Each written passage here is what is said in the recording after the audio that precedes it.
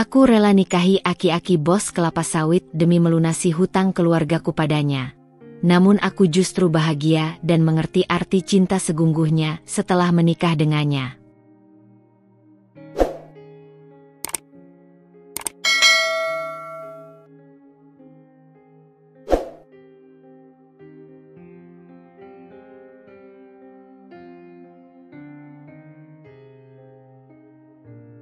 Mentari senja memerah jingga, membias melalui celah jendela rumah kayu yang mulai lapuk. Debu-debu menari dalam sinarnya, seolah ikut mengenang tawa dan cerita yang pernah memenuhi setiap sudut ruangan ini. Bagi Ratri, rumah sederhana ini bukan sekadar bangunan, melainkan saksi bisu perjalanan hidupnya bersama kedua orang tuanya. Setiap retakan di dinding, setiap ukiran di kusen pintu, menyimpan kenangan manis yang kini terasa begitu jauh. Di ruang tengah yang temaram, Ratri duduk bersimpuh di lantai dingin. Di pangkuannya, tergeletak sebuah buku album tua. Jari-jarinya yang lentik dan halus membalik setiap lembarannya dengan hati-hati. Foto-foto masa kecilnya, kebersamaan dengan ayah dan ibu, saat-saat bahagia yang kini terasa seperti mimpi di siang bolong. Air mata tanpa sadar menetes, membasahi potret senyum hangat ayahnya. Ayah, sosok pekerja keras yang selalu membanting tulang demi keluarga. Seorang guru desa yang sederhana namun memiliki semangat baja untuk mendidik anak-anak kampung. Namun, takdir berkata lain. Serangan jantung mendadak merenggut nyawanya setahun lalu, meninggalkan luka menganga di hati Ratri dan ibunya. Setelah kepergian ayah, beban hidup terasa semakin berat. Ibu Ratri, seorang ibu rumah tangga yang lembut, harus berjuang seorang diri menafkahi keluarga. Usaha kecil-kecilan membuat kue tradisional yang dulu hanya menjadi hobi, kini menjadi tumpuan harapan.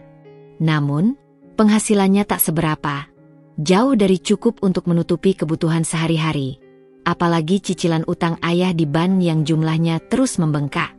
Ratri sendiri baru saja menyelesaikan kuliahnya dan bekerja sebagai guru honorer di sekolah dasar tempat ayahnya dulu mengajar. Gaji yang pas-pasan membuatnya tak mampu berbuat banyak untuk membantu ibunya.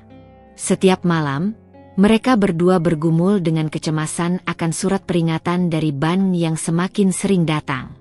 Suatu sore, saat Ratri baru kembali dari sekolah, ibunya menyambutnya dengan wajah pucat dan mata sembab. Di tangannya tergenggam selembar surat berwarna biru. Jantung Ratri berdegup kencang. Firasat buruk menyeruak dalam benaknya. "Ini surat terakhir, Nak." Suara ibunya bergetar. "Kita diberi waktu 1 minggu lagi untuk melunasi seluruh utang ayah. Jika tidak..." Kalimat ibunya terhenti. Namun Ratri sudah bisa menebak kelanjutannya. Rumah ini, satu-satunya harta yang mereka miliki, akan disita. Kenangan akan ayahnya akan ikut lenyap bersama dinding-dinding rumah ini. Malam itu, Ratri tidak bisa tidur. Ia menatap langit-langit kamar yang penuh dengan bayangan masa lalu. Otaknya terus mencari jalan keluar, sebuah keajaiban yang bisa menyelamatkan keluarganya. Namun, setiap solusi yang terlintas terasa buntu. Keesokan harinya, saat membantu ibunya membuat kue di dapur, sebuah mobil mewah berwarna hitam berhenti di depan rumah mereka. Seorang pria parubaya dengan setelan jas mahal keluar dari mobil. Wajahnya tegas dengan kerutan di sekitar mata yang menandakan usianya. Ratri mengenali pria itu. Dia adalah Pak Harjo, seorang pengusaha kelapa sawit terkaya di desa mereka, dan juga orang yang memberikan pinjaman besar kepada ayahnya dulu. Pak Harjo masuk ke rumah dengan sopan, namun aura kekuasaan tetap terpancar darinya. Ia berbicara dengan Ibu Ratri, suaranya rendah namun penuh wibawa. Ratri hanya bisa mendengarkan dari kejauhan, hatinya berdebar-debar tak menentu. Setelah kepergian Pak Harjo, Ibu Ratri menghampirinya dengan tatapan yang sulit diartikan. Ada kesedihan, keputusasaan, namun juga harapan. "Ratri," suara ibunya pelan.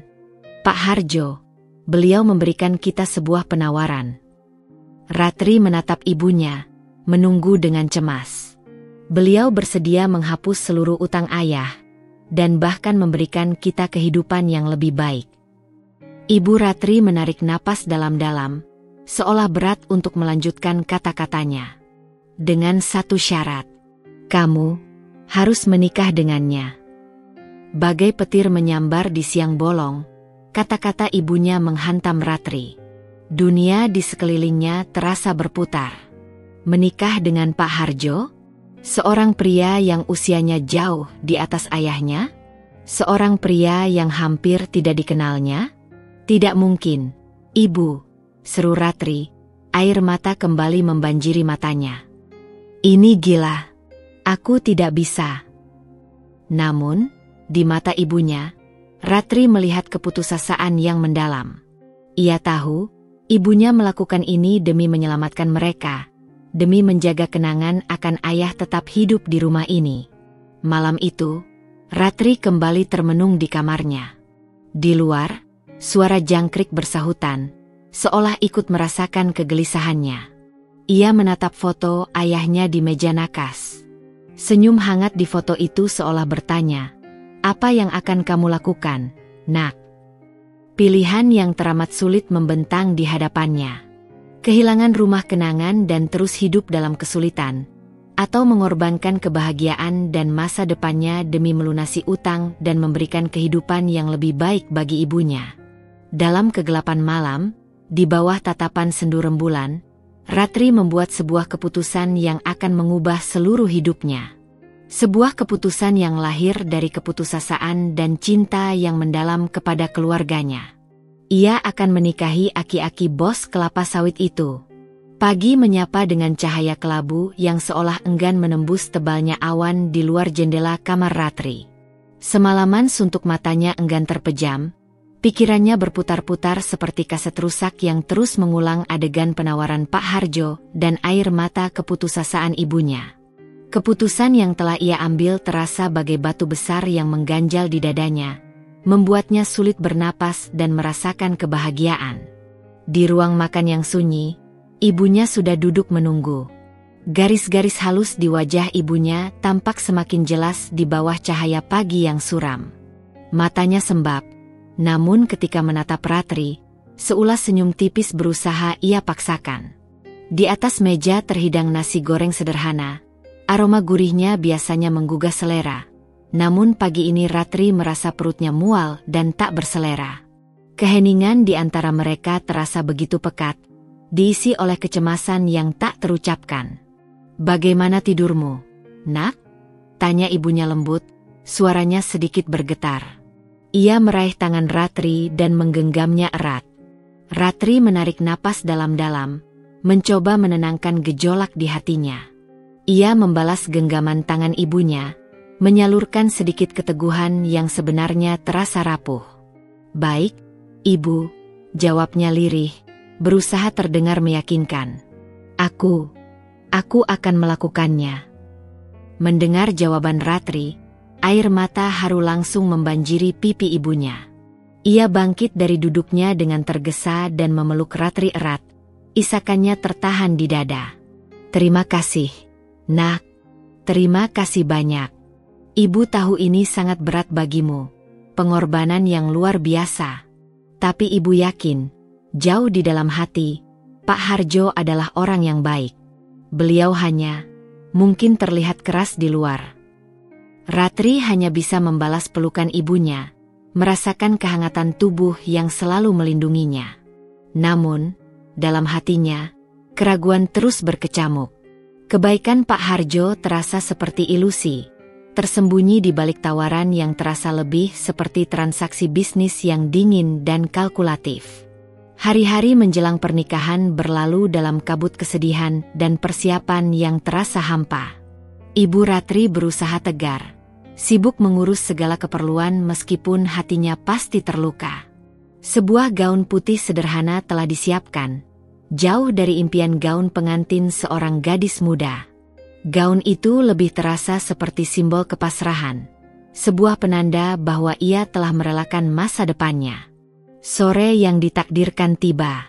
Sebuah mobil mewah berwarna hitam kembali berhenti di depan rumah mereka.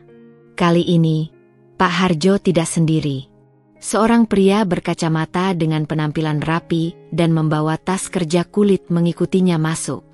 Ibu Ratri menyambut mereka dengan senyum getir. Di ruang tamu yang sederhana, di atas meja kayu yang menjadi saksi bisu kehangatan keluarga mereka, terbentang beberapa lembar dokumen yang terasa dingin dan mengancam. Ratri menatapnya dengan pandangan kosong. Hatinya mencelos melihat barisan kalimat hitam di atas putih yang akan mengikat seluruh kehidupannya dengan pria yang hampir tidak dikenalnya itu. "Selamat sore, Ibu Ratri."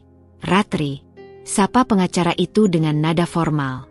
"Saya di sini untuk menjelaskan surat perjanjian pranikah yang telah disiapkan oleh Bapak Harjo." Ia kemudian mulai membacakan pasal demi pasal, menjelaskan tentang pelunasan utang, jaminan kesejahteraan Ibu Ratri, dan fasilitas yang akan diberikan kepada Ratri setelah pernikahan sah. Ratri mendengarkan setiap kata yang diucapkan pengacara itu, namun pikirannya melayang jauh. Ia merasa seperti objek yang sedang dinilai dan diperjualbelikan. Harga dirinya terasa terinjak-injak oleh situasi ini. Ia menatap Pak Harjo sekilas. Pria itu duduk dengan tenang, sesekali mengangguk kepada pengacaranya. Ekspresinya datar, sulit dibaca. Ratri tidak bisa menebak apa yang sebenarnya ada di benak pria ini. Apakah ia benar-benar menginginkannya sebagai seorang istri, seorang pendamping hidup, atau hanya sebagai alat untuk melunasi utang dan memperkuat status sosialnya? Dengan tangan gemetar, Ratri menerima pena yang disodorkan pengacara. Ia membaca sekilas dokumen itu, meskipun pikirannya terlalu kalut untuk mencerna setiap detailnya. Di bawah tatapan ibunya yang penuh harap dan tatapan datar Pak Harjo, ia menandatangani setiap lembar perjanjian itu. Saat tinta hitam membubuhkan namanya di atas kertas, Ratri merasa ada ikatan tak kasat mata yang mengikat kebebasannya. Ia resmi terikat dengan Pak Harjo, seorang pria yang usianya terpaut jauh dan tidak pernah hadir dalam bayangan masa depannya. Hari pernikahan tiba dengan suasana yang suram dan hening. Akad nikah dilangsungkan secara sederhana di rumah Ratri, hanya dihadiri oleh beberapa kerabat dekat dan tetangga yang tampak canggung. Tidak ada riasan mewah yang menghiasi wajah Ratri, tidak ada pesta meriah yang merayakan kebahagiaan. Hanya ijab kabul yang terasa begitu singkat namun memiliki konsekuensi yang abadi. Saat Pak Harjo mengucapkan janji suci dengan suara lantang dan mantap, Ratri hanya bisa menundukkan kepala. Air mata diam-diam menetes membasahi pipinya. Ia merasa seperti kehilangan sebagian dari dirinya, merelakan impian dan kebahagiaan masa mudanya demi menyelamatkan keluarganya dari jurang kehancuran. Setelah acara selesai, Pak Harjo menggandeng tangan Ratri, membawanya menuju mobil mewah yang akan membawanya ke kehidupan yang baru dan asing. Rumah megah Pak Harjo berdiri kokoh di tengah hamparan perkebunan kelapa sawit yang luas. Rumah itu terasa dingin dan tanpa jiwa. Tidak ada kehangatan dan keakraban yang selalu ia rasakan di rumah sederhananya dulu. Kamar yang telah disiapkan untuk Ratri sangat luas dan mewah, dihiasi dengan perabotan mahal dan lukisan-lukisan indah. Namun, kamar itu terasa sunyi dan kosong. Tidak ada sentuhan personal yang bisa membuatnya merasa nyaman. Ratri duduk di tepi ranjang besar, menatap sekeliling dengan tatapan kosong. Ia merasa terasing di tengah kemewahan ini, seorang diri di rumah yang seharusnya menjadi tempat berlindungnya. Malam pertama mereka terasa canggung dan penuh jarak. Pak Harjo memperlakukannya dengan sopan dan menjaga jarak. Tidak ada sentuhan kasih sayang, tidak ada bisikan cinta, hanya formalitas yang dingin. Ratri merasa seperti seorang tamu yang tidak diundang di rumah suaminya sendiri. Hari-hari berikutnya berlalu dengan lambat dan membosankan. Ratri mencoba membiasakan diri dengan rutinitas baru, namun hatinya terus meronta dan merindukan kehidupannya yang dulu. Ia merindukan obrolan hangat dengan ibunya, tawa riang bersama teman-temannya, dan kebebasan untuk menentukan jalannya sendiri. Pak Harjo tenggelam dalam kesibukan mengurus perkebunannya. Mereka jarang berinteraksi, dan jika berbicara pun hanya seputar pertanyaan basa-basi atau instruksi singkat dari Pak Harjo. Ratri merasa jarak di antara mereka semakin lebar, meskipun mereka berada dalam satu atap. Suatu sore, saat Ratri berjalan-jalan di sekitar perkebunan yang membentang luas, ia melihat seorang pemuda berdiri di tengah jalan setapak, berdebat sengit dengan beberapa pekerja perkebunan. Pemuda itu tampak marah dan putus asa. Raut wajahnya menunjukkan perjuangan yang berat. Dari percakapan yang samar-samar tertangkap telinganya, Ratri memahami bahwa pemuda itu sedang berusaha mempertahankan lahan pertanian keluarganya yang terancam diambil alih untuk perluasan perkebunan Pak Harjo. Tiba-tiba, rasa iba yang mendalam menyelimuti hati Ratri. Ia merasakan kesedihan dan keputusasaan yang sama seperti yang pernah ia alami saat terancam kehilangan rumahnya.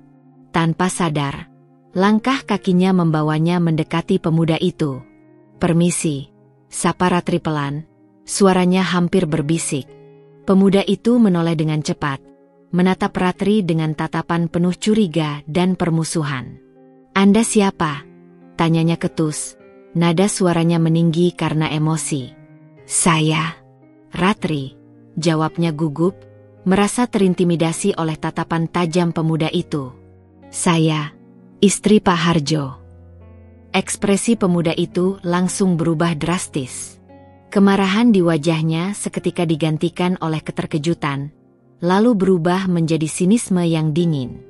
"Jadi, Anda salah satu dari mereka," ujarnya dengan nada merendahkan, tatapannya menusuk. Ratri terdiam, merasa tertuduh dan terluka oleh kata-kata pemuda itu. Ia tahu, di mata pemuda ini, ia adalah bagian dari orang yang telah merenggut harapan dan mata pencaharian keluarganya. Namun, ia juga seorang korban dalam situasi ini.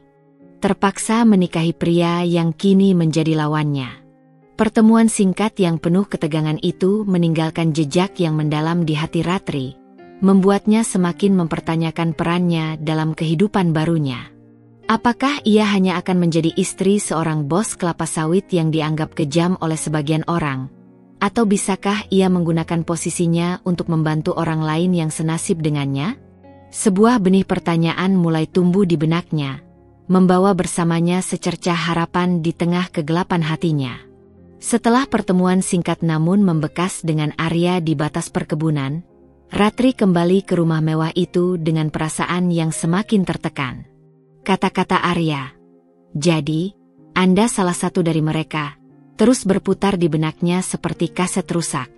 Ia merasa teralienasi, terperangkap di antara dua dunia yang bertentangan, kemewahan yang ia nikmati namun tidak diinginkan, dan penderitaan orang-orang yang menjadi korban dari kekuasaan suaminya.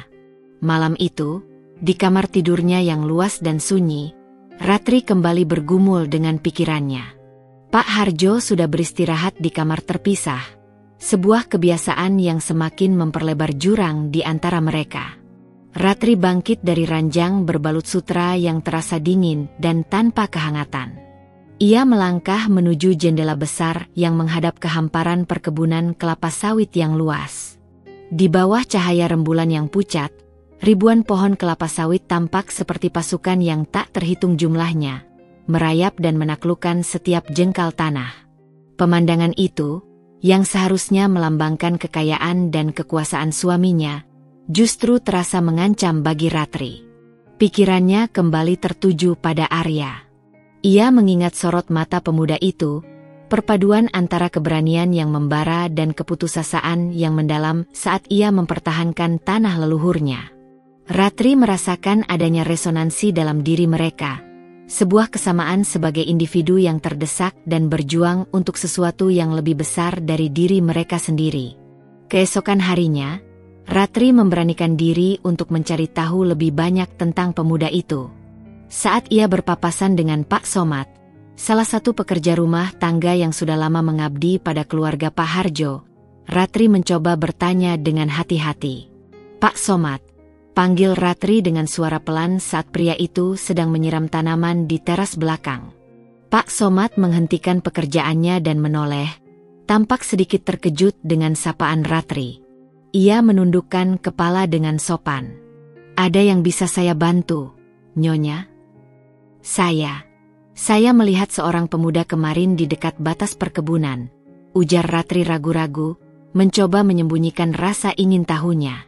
Dia sepertinya sedang ada masalah. Pak Somad tampak gugup, matanya bergerak gelisah seolah takut didengar oleh orang lain. Oh, itu mungkin. Nak Arya, Nyonya, jawabnya dengan suara rendah, hampir berbisik. Dia dan keluarganya memang punya tanah di sana. Sudah lama ada perselisihan dengan Bapak soal perluasan lahan perkebunan. Nama Arya terukir jelas dalam benak Ratri. Ia merasa ada benang tak terlihat yang menghubungkannya dengan pemuda itu, sebuah rasa ingin tahu yang bercampur dengan empati. Ia ingat pernah mendengar samar-samar tentang sengketa lahan di desa ini, namun tidak pernah benar-benar memperhatikannya sampai sekarang. Beberapa hari kemudian, saat Ratri berjalan-jalan di sekitar perkebunan untuk menghilangkan kejenuhannya, ia kembali melihat Arya. Kali ini, ia tidak sendiri. Ia sedang berbicara dengan beberapa orang dewasa yang tampak sebaya dengannya, berdiri di dekat batas perkebunan yang ditandai dengan patok-patok kayu usang. Mereka terlihat serius. Sesekali ada nada tinggi dalam percakapan mereka, namun juga terpancar semangat perjuangan yang tak padam. Ratri mengamati mereka dari kejauhan, bersembunyi di balik rimbunnya daun kelapa sawit. Hatinya tertarik dengan tekad mereka untuk mempertahankan apa yang menjadi hak mereka. Diam-diam, Ratri mulai mengumpulkan informasi tentang sengketa lahan tersebut. Ia mendekati beberapa pekerja perkebunan yang lebih tua dan tampak lebih terbuka, menanyakan dengan hati-hati tentang sejarah tanah tersebut. Ia juga memberanikan diri memasuki ruang kerja Pak Harjo saat suaminya sedang tidak ada di rumah, mencari dokumen-dokumen yang mungkin berkaitan dengan masalah ini. Di antara tumpukan berkas dan peta, ia menemukan beberapa surat dan catatan yang mengindikasikan bahwa keluarga Arya dan beberapa warga lainnya memang memiliki bukti kepemilikan tanah yang sah secara hukum, jauh sebelum perkebunan kelapa sawit Pak Harjo meluas. Namun, Ratri juga menemukan surat-surat yang menunjukkan upaya Pak Harjo untuk mengambil alih lahan tersebut dengan berbagai cara, termasuk melalui jalur hukum yang tampak dipaksakan. Perlahan, pandangan Ratri terhadap Pak Harjo mulai berubah secara signifikan. Pria yang ia nikahi karena terpaksa, pria yang telah menyelamatkan keluarganya dari jurang kemiskinan, ternyata memiliki sisi gelap yang tidak pernah ia bayangkan. Kekuasaan dan kekayaan yang melimpah tampaknya telah membutakannya, membuatnya tega merampas hak-hak orang kecil demi ambisi pribadinya. Konflik batin yang hebat mulai berkecamuk dalam diri Ratri. Di satu sisi, ia merasa memiliki utang budi yang besar kepada Pak Harjo. Tanpa bantuannya, ia dan ibunya mungkin sudah kehilangan segalanya. Namun di sisi lain, ia tidak bisa membenarkan tindakan suaminya yang jelas-jelas merugikan orang lain. Hati nuraninya memberontak melihat ketidakadilan yang terjadi di depan matanya. Suatu malam, saat mereka sedang menikmati makan malam dalam keheningan yang biasa menyelimuti rumah mewah itu, Ratri memberanikan diri untuk membuka topik yang selama ini mengganggunya. "Pak," ujar Ratri dengan suara yang berusaha ia buat setenang mungkin. Saya dengar ada masalah dengan perluasan perkebunan dan tanah milik warga." Pak Harjo, yang sedang menyuapkan nasi ke mulutnya, menghentikan gerakannya. Ia meletakkan sendoknya dan menatap Ratri dengan tatapan dingin yang menusuk. "Itu bukan urusanmu, Ratri," jawabnya dengan nada datar dan tanpa ekspresi. "Itu masalah bisnis. Masalah orang dewasa." "Tapi, Pak, dari yang saya dengar, ada beberapa warga yang memiliki bukti kepemilikan yang sah atas tanah itu," balas Ratri, mencoba memberanikan diri meskipun jantungnya berdebar kencang. Pak Harjo mendengus sinis. Sebuah seringai mengejek terukir di bibirnya. "Hak? Di dunia ini, Ratri, yang berkuasa yang punya hak. Mereka hanya orang-orang lemah yang tidak bisa mempertahankan apa yang mereka punya. Jangan naif." Jawaban Pak Harjo bagai tamparan keras bagi Ratri. Ia tidak menyangka suaminya akan memiliki pandangan yang begitu kejam dan merendahkan terhadap sesama manusia. Malam itu, Ratri tidur dengan hati yang hancur berkeping-keping. Ia merasa semakin jauh dan terasing dari pria yang kini berstatus sebagai suaminya.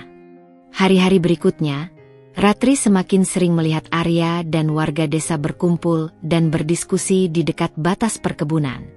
Ia melihat semangat solidaritas dan harapan yang masih menyala di mata mereka, sesuatu yang sudah lama padam dalam dirinya. Tanpa bisa ia kendalikan, hatinya mulai tergerak untuk melakukan sesuatu, untuk membantu mereka yang sedang berjuang. Suatu sore, saat Ratri sedang berjalan-jalan di sekitar perkebunan dengan alasan mencari udara segar, ia melihat Arya sedang seorang diri memperbaiki pagar pembatas yang tampak rusak dan reot. Ia menghampirinya dengan langkah hati-hati, merasa gugup namun tekadnya kuat. "Arya," sapa Ratri pelan, suaranya hampir berbisik karena takut ketahuan. Arya menghentikan pekerjaannya dan menoleh. Ekspresinya kembali dingin dan penuh curiga saat melihat Ratri berdiri di hadapannya. "Ada apa lagi?" tanyanya singkat, nada suaranya tidak ramah. Saya ingin bicara sebentar," ujar Ratri, berusaha mengabaikan tatapan sinis Arya yang membuatnya merasa tidak nyaman. Arya menghela napas kasar, meletakkan palu yang dipegangnya di tanah. "Saya tidak punya urusan dengan istri bos perkebunan," jawabnya ketus, kembali memunggungi Ratri dan melanjutkan pekerjaannya. "Saya tahu," balas Ratri dengan nada yang sedikit lebih tegas, menunjukkan bahwa ia tidak akan mudah menyerah. "Tapi saya tidak seperti yang Anda pikirkan. Saya ingin membantu kalian." Arya kembali menghentikan pekerjaannya dan berbalik menghadap Ratri. Ia menatapnya dengan tatapan menyelidik yang intens. "Membantu? Anda? Istri Pak Harjo? Jangan bercanda." Ratri mengangguk pelan, matanya menatap mata Arya dengan harapan. "Saya tahu ini sulit dipercaya. Tapi saya tidak setuju dengan apa yang dilakukan suami saya. Saya ingin keadilan untuk kalian. Saya punya beberapa informasi." Arya terdiam sejenak, menatap Ratri dengan tatapan yang kini bercampur antara curiga, kebingungan, dan sedikit ketertarikan. Ia tidak tahu apakah ia bisa mempercayai wanita di hadapannya ini. Istri dari orang yang telah merenggut harapan keluarganya, tiba-tiba menawarkan bantuan. Itu terlalu aneh dan berisiko untuk dipercaya begitu saja. "Kenapa?" tanya Arya akhirnya, suaranya masih penuh keraguan dan kewaspadaan. "Kenapa Anda, seorang istri dari orang yang ingin mengambil tanah kami, tiba-tiba ingin membantu kami?" Ratri menatap mata Arya dengan tulus, mencoba menyampaikan kejujuran dan kepedulian yang mulai tumbuh di hatinya. "Karena saya tahu bagaimana rasanya kehilangan sesuatu yang berharga, sesuatu yang menjadi bagian dari hidup dan kenangan kita. Dan saya percaya, setiap orang, termasuk Anda dan keluarga Anda, berhak atas keadilan dan kebenaran." Percakapan singkat namun syarat makna itu menjadi titik awal dari sebuah hubungan yang rumit dan penuh risiko. Ratri, seorang istri dari bos kelapa sawit yang menjadi sumber masalah bagi warga desa, diam-diam menawarkan bantuan kepada orang-orang yang sedang berjuang melawan suaminya. Sebuah langkah berbahaya yang bisa membahayakan posisinya, pernikahannya, dan bahkan keselamatannya sendiri. Namun, hati nuraninya yang selama ini terbungkam akhirnya mulai bersuara, menuntunnya untuk mengambil jejak langkah di tanah sengketa. Sebuah langkah yang akan mengubah jalan hidupnya dan mungkin juga nasib warga desa. Pertanyaan Arya menggantung di udara seperti kabut pagi yang enggan menghilang, menuntut kejujuran yang paling dalam dari diri Ratri. Ia merasakan tatapan mata pemuda itu menginterogasi, mencari celah kebohongan atau kepalsuan dalam setiap kata yang akan ia ucapkan. Ratri menarik napas perlahan, merasakan hembusan angin lembut menerpa wajahnya, seolah alam pun ikut menanti jawabannya. "Saya memang menikah dengan Pak Harjo karena keadaan yang sangat sulit," Ratri memulai dengan suara pelan namun berusaha terdengar tulus. Ia mengalihkan pandangannya sejenak ke tanah, seolah mencari kekuatan di sana, sebelum kembali menatap mata Arya dengan keberanian yang perlahan tumbuh dalam hatinya. Utang ayah saya, jumlahnya sangat besar, dan ibu saya benar-benar terdesak. Menikah dengan beliau adalah satu-satunya jalan yang ditawarkan untuk melunasi semuanya dan menyelamatkan rumah yang penuh kenangan kami. Arya mendengarkan dengan seksama, kedua tangannya mengepal di sisinya. Ekspresinya sedikit melunak melihat kejujuran yang terpancar dari mata Ratri, namun jejak kewaspadaan masih belum sepenuhnya menghilang. Ia tahu, kata-kata bisa menipu, dan ia tidak ingin memberikan harapan palsu kepada keluarganya dan warga desa. Tapi, lanjut Ratri dengan suara yang kini terdengar lebih mantap, seiring dengan keyakinan yang semakin menguat dalam dirinya, itu tidak berarti saya setuju dengan segala tindakan yang beliau lakukan. Saya melihat dengan mata kepala sendiri bagaimana kalian berjuang mati-matian mempertahankan tanah yang menjadi sumber kehidupan kalian. Tanah yang diwariskan dari generasi ke generasi. Dan menurut saya, apa yang dilakukan Pak Harjo itu tidak adil. Ratri kemudian menceritakan secara garis besar tentang informasi yang berhasil ia kumpulkan secara diam-diam dari dokumen-dokumen yang tersimpan di ruang kerja Pak Harjo. Ia berhati-hati untuk tidak menyebutkan detail-detail spesifik yang bisa membahayakan dirinya jika ketahuan. Namun ia berusaha meyakinkan Arya bahwa ada beberapa hal yang mungkin bisa menjadi celah atau amunisi dalam perjuangan mereka. Ia menekankan bahwa ada inkonsistensi dalam beberapa dokumen kepemilikan dan indikasi adanya tekanan yang mungkin dilakukan oleh pihak perkebunan terhadap beberapa warga yang lemah. Arya terdiam cukup lama setelah mendengar penjelasan Ratri. Ia menatap hamparan perkebunan kelapa sawit yang membentang luas di sekeliling mereka. Pohon-pohon itu menjulang tinggi bagai saksi bisu dari konflik yang sedang terjadi. Angin sepau-sepau menggerakkan dedaunan, menciptakan suara desiran yang lembut namun terasa penuh misteri. "Kenapa Anda mau mengambil risiko sebesar ini?" tanya Arya akhirnya, nada suaranya kini jauh lebih lembut, meskipun keraguan masih tersirat dalam setiap katanya. "Anda adalah istri beliau. Anda memiliki segalanya secara materi. Apa yang membuat Anda mau mempertaruhkan itu semua untuk membantu kami, orang asing bagi Anda?" Ratri tersenyum pahit, sebuah senyuman yang menyimpan kesedihan dan kekosongan yang selama ini ia rasakan. "Mewah memang, Arya," ujarnya lirih, "tapi hidup saya terasa kosong. Saya merasa terperangkap dalam sangkar emas. Mungkin, dengan membantu kalian, saya bisa menemukan kembali tujuan hidup saya, sebuah alasan untuk melakukan sesuatu yang benar." Keheningan kembali menyelimuti mereka untuk beberapa saat. Arya tampak bergelut dengan pikirannya, menimbang antara rasa curiga yang wajar dan harapan kecil yang mulai tumbuh di hatinya. Ia melihat ketulusan di mata Ratri, namun ia juga tidak bisa mengabaikan statusnya sebagai istri dari orang yang menjadi lawan mereka. "Informasi konkret apa yang Anda miliki?" tanya Arya kemudian, nada suaranya kini lebih serius dan fokus. Ia memutuskan untuk sementara mengesampingkan keraguannya dan melihat apa yang bisa ditawarkan oleh wanita di hadapannya ini. Ratri menjelaskan secara lebih terarah tentang jenis-jenis dokumen yang ia lihat dan potensi kelemahan dalam klaim Pak Harjo. Ia menyebutkan tentang adanya surat-surat lama yang mungkin bisa menjadi bukti kepemilikan sah warga, serta beberapa catatan yang mengindikasikan adanya praktik kurang etis dalam proses perluasan lahan. Arya mendengarkan dengan penuh perhatian, sesekali mengajukan pertanyaan untuk memperjelas poin-poin yang disampaikan Ratri. Setelah beberapa saat berdiskusi, Arya menghela napas panjang, sebuah pertanda bahwa ia mulai mempertimbangkan tawaran Ratri dengan lebih serius. "Saya tidak tahu apakah saya bisa mempercayai Anda sepenuhnya," ujar Arya dengan nada jujur. "Kepercayaan itu mahal harganya, terutama dalam situasi seperti ini.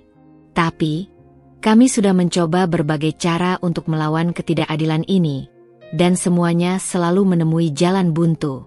Mungkin, Mungkin bantuan dari seseorang yang berada di dalam lingkaran kekuasaan Pak Harjo bisa memberikan angin segar bagi perjuangan kami. Sebuah harapan kecil mulai bersemi di hati Ratri mendengar kata-kata Arya. Ia merasa usahanya untuk membuka diri dan menawarkan bantuan tidak sia-sia. Saya mengerti keraguan Anda, Arya, balas Ratri dengan nada lembut namun penuh keyakinan. Saya tidak meminta Anda untuk percaya begitu saja pada kata-kata saya. Tapi saya bersedia membantu sebisa yang saya mampu.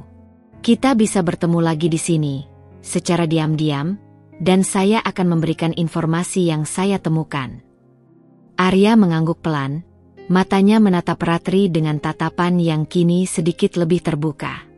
Baik, tapi Anda harus sangat berhati-hati. Jika Pak Harjo sampai tahu tentang ini. Saya sadar akan risikonya, potong Ratri dengan nada tegas. Tapi saya siap menghadapinya. Saya tidak bisa lagi berpura-pura tidak melihat ketidakadilan ini. Sejak pertemuan itu, Ratri dan Arya mulai menjalin komunikasi rahasia yang penuh risiko. Mereka bertemu secara diam-diam di berbagai sudut perkebunan, di bawah rindangnya pohon-pohon kelapa sawit yang menjadi saksi bisu dari pertukaran informasi dan rencana mereka. Ratri dengan hati-hati membagikan setiap informasi yang berhasil ia kumpulkan, selalu waspada agar tidak menimbulkan kecurigaan dari Pak Harjo maupun para pekerja di rumah. Informasi yang diberikan Ratri menjadi secercah harapan bagi perjuangan warga desa. Mereka mendapatkan gambaran yang lebih jelas tentang taktik yang digunakan pihak perkebunan dan potensi celah hukum yang selama ini tidak mereka sadari. Arya bersama beberapa tokoh masyarakat yang gigih mulai menyusun strategi yang lebih matang berdasarkan informasi rahasia dari istri bos mereka sendiri. Namun, pertemuan rahasia antara Ratri dan Arya tidak selalu berjalan mulus. Mereka harus selalu waspada terhadap kemungkinan adanya mata-mata atau orang-orang yang mungkin mencurigai kedekatan mereka. Rasa takut dan cemas terus menghantui Ratri, terutama setiap kali ia harus kembali ke rumah dan bersikap normal di hadapan Pak Harjo, menyembunyikan kebenaran di balik senyum palsunya. Pak Harjo sendiri mulai menunjukkan perubahan sikap yang mengkhawatirkan. Ia menjadi lebih posesif dan curiga terhadap Ratri. Ia sering menanyakan tentang kegiatannya di luar rumah, meskipun Ratri hanya berkeliaran di sekitar perkebunan. Ia tampak tidak senang jika Ratri terlihat berinteraksi dengan orang lain, bahkan dengan para pekerja di rumah.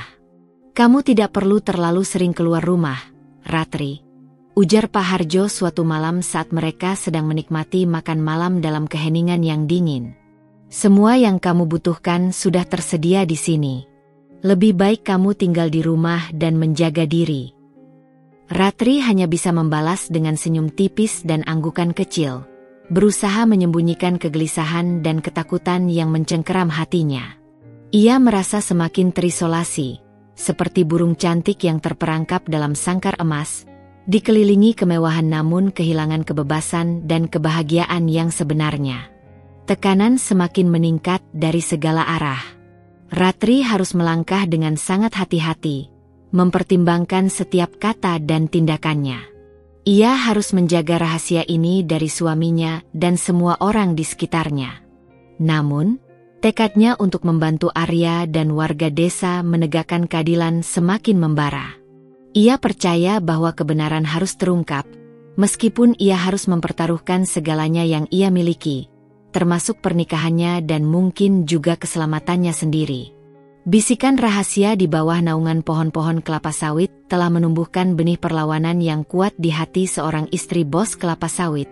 Sebuah benih yang siap untuk bertunas dan mengubah jalannya cerita. Hari-hari setelah pertemuan rahasia dengan Arya terasa bagai berjalan di atas tali tipis. Ratri harus menjaga keseimbangan antara perannya sebagai istri seorang bos perkebunan yang kaya raya dan perannya sebagai mata-mata yang diam-diam mendukung perjuangan warga desa. Setiap interaksi dengan Pak Harjo terasa penuh kepura-puraan. Setiap senyum yang ia berikan terasa dipaksakan. Ketika Pak Harjo pergi untuk urusan bisnis keluar kota atau sibuk mengawasi perkebunan di daerah terpencil, Ratri memanfaatkan setiap kesempatan untuk menyelinap ke ruang kerjanya. Ruangan itu, dengan pintu kayu mahoni yang selalu terkunci rapat, menyimpan misteri dan potensi jawaban atas pertanyaan yang menghantuinya.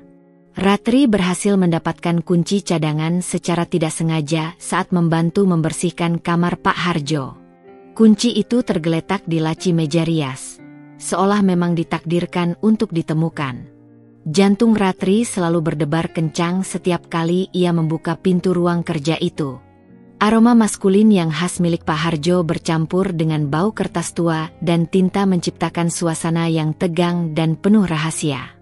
Ia mengamati setiap sudut ruangan dengan cermat, menyentuh setiap tumpukan berkas dan buku-buku tebal, berharap menemukan petunjuk yang mungkin terlewatkan pada kunjungan sebelumnya. Ia merasa seperti seorang arkeolog yang sedang menggali artefak kuno, mencari kepingan-kepingan masa lalu yang bisa menjelaskan teka-teki masa kini. Di antara tumpukan dokumen-dokumen legal dan laporan keuangan perkebunan, Ratri menemukan sebuah lemari besi kecil berwarna abu-abu yang tampak kokoh dan terkunci rapat dengan kunci kombinasi. Berbagai cara telah ia coba untuk membukanya, mulai dari mencoba menebak kombinasi acak hingga mencari kunci tersembunyi di sekitar lemari, namun usahanya selalu berakhir dengan kegagalan. Rasa frustrasi mulai menggerogoti harapannya. Ia yakin informasi penting terkait sengketa lahan mungkin tersimpan aman di balik pintu besi itu. Suatu sore, saat Ratri memiliki lebih banyak waktu luang dan berpura-pura membersihkan ruang kerja Pak Harjo agar kehadirannya tidak menimbulkan kecurigaan, matanya tertuju pada sebuah figura foto yang berdiri di atas meja kerja. Foto itu tampak sedikit usang, dan ketika Ratri mengangkatnya, ia merasakan ada sesuatu yang terselip di baliknya. Dengan hati-hati, ia melepaskan bagian belakang figura dan menemukan sebuah foto lama yang warnanya sudah mulai pudar. Foto itu menampilkan Pak Harjo yang terlihat jauh lebih muda, mungkin seusia dengan ayahnya dulu. Ia berdiri tegak di samping seorang pria parubaya yang memiliki senyum ramah dan tatapan mata yang teduh. Latar belakang foto itu adalah sebuah bangunan tua yang tampak familiar bagi Ratri. Setelah berpikir keras dan mengingat-ingat setiap sudut desa, ia menyadari bahwa bangunan itu sangat mirip dengan bekas kantor kepala desa lama, yang sudah lama tidak digunakan dan terletak tidak jauh dari lahan yang menjadi sumber sengketa. Rasa ingin tahu Ratri melonjak. Ada apa dengan foto ini?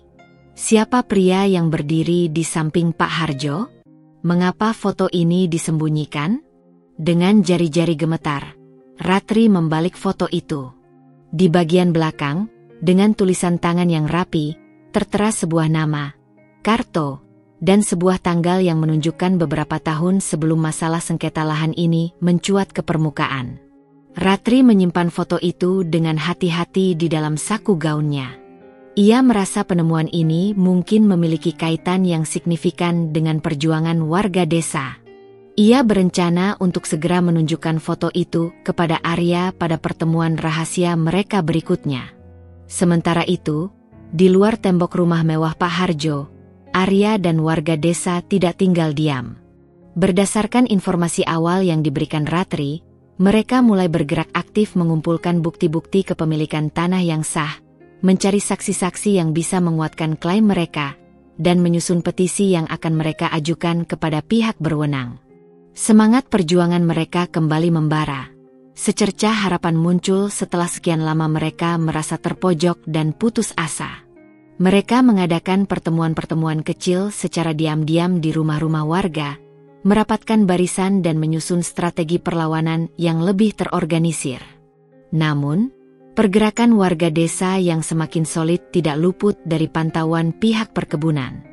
Orang-orang suruhan Pak Harjo mulai melakukan intimidasi dan ancaman terhadap warga yang dianggap sebagai penggerak utama perlawanan.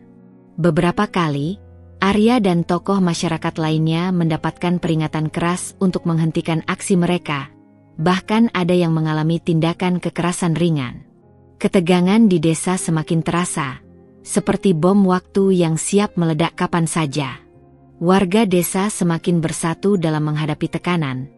Namun rasa takut dan cemas juga tidak bisa mereka sembunyikan.